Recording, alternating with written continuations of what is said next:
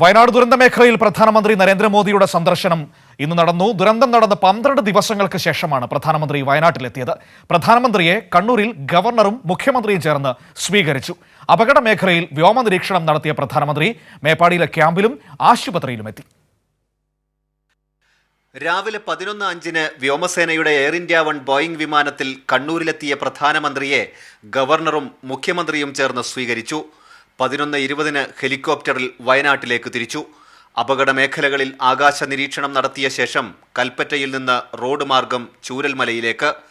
വെള്ളാർമലയും ചൂരൽമലയും സൈന്യം നിർമ്മിച്ച ബെയ്ലി പാലവും നേരിട്ട് കണ്ടു. ADGP വിവരങ്ങൾ വിശദീകരിച്ചു. പ്രധാനമന്ത്രിയെ ഗവർണർ ആരിഫ് മുഹമ്മദ് ഖാൻ, മുഖ്യമന്ത്രി പിണറായി വിജയൻ, കേന്ദ്രമന്ത്രി സുരേഷ് ഗോപി എന്നിവർക്കൊപ്പം മന്ത്രിമാരുടെയും ഉദ്യോഗസ്ഥരുടെയും സംഘം അനുഗമിച്ചു. മേപ്പാടി സെന്റ് ജോസഫ് സ്കൂൾ ക്യാമ്പിലും വിംസ് ആശുപത്രിയിലും സന്ദർശിച്ചു. വിശ്വാസം അത്രേ ഉള്ളൂ. നമ്മൾ വീട്ടിൽ നിന്ന് 9 ആൾ പോയി, ഞങ്ങൾ ഒറ്റപ്പെട്ടു. വേറൊരു ഇരിക്കാനൊരു താപരമില്ല. ഇനിയിപ്പോൾ ഇവിടുന്ന് പോകുമ്പോഴേ ദുഃഖം അറിയുള്ളൂ. നമ്മളെ കൂടപ്പുറപ്പോൾ പോയപ്പോഴാണ് ആകെപ്പാടൊരു ടെൻഷൻ. നമുക്ക് സാധനങ്ങൾ പിന്നെയും നാളെ ഉണ്ടാക്കാം, പക്ഷെ ഇവരെ തിരിച്ചിട്ടോ കിട്ടൂല.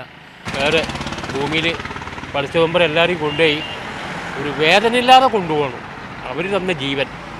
ഒരാൾ കൈത്തില്ല, കൈയില്ല, ഊരല്ല, അങ്ങനെയൊന്നും പഠിച്ച തമ്പരെ കൊണ്ടുപോകരുത്. നല്ല രീതിയിൽ കൊണ്ടുപോവുക, നമുക്ക് അതാ ആഗ്രഹമുള്ളൂ. ക്യാമ്പ് നടത്തിപ്പിൽ പ്രധാനമന്ത്രി തൃപ്തി രേഖപ്പെടുത്തിയതായി മെഡിക്കൽ സംഘം പറഞ്ഞു. എല്ലാവരെയും താങ്ക് ചെയ്തു. ട്രീറ്റ്മെൻറ്റ് ഇത്രയും ആളും കേരള ഗവൺമെൻറ് കൊടുത്തിരിക്കുന്ന ട്രീറ്റ്മെൻറ്റിനെ കുറിച്ചും അതിൻ്റെ സപ്പോർട്ടിനെ കുറിച്ചും ഐ വാസ് വെരി ഹാപ്പി.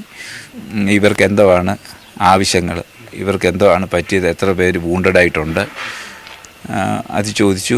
അവർക്ക് കൊടുക്കുന്ന ട്രീറ്റ്മെൻറ്റ് എന്താണ് ഇവരുടെ ബേസ് ഏറ്റവും അവർ കൺസേൺ എന്നാന്ന് ചോദിച്ചു. ഞങ്ങൾ പറഞ്ഞു അവർക്ക് മോസ്റ്റ് ഓഫ് ദം അവർക്ക് ഉറക്കം കിട്ടുന്നില്ല, അവർക്ക് they are having sleepless nights. ആശുപത്രിയിൽ ചികിത്സയിൽ കഴിയുന്ന 4 പേരെ പ്രധാനമന്ത്രി നേരിട്ട് കണ്ടു. ചെളിക്കുണ്ടിൽ വീണ് അത്ഭുതകരമായി രക്ഷപ്പെട്ട അരുൺ, നട്ടെല്ലിന് പരിക്കേറ്റ അനിൽ, ഒഡീഷക്കാരി സുഹൃതി, ദുരന്തത്തിൽ അച്ഛനും അമ്മയും സഹോദരനും നഷ്ടമായ 3ാം ക്ലാസ്സുകാരി അവന്തിക എന്നിവരെ പ്രധാനമന്ത്രി ആശ്വസിപ്പിച്ചു. കൈരളി ന്യൂസ്, വയനാട്.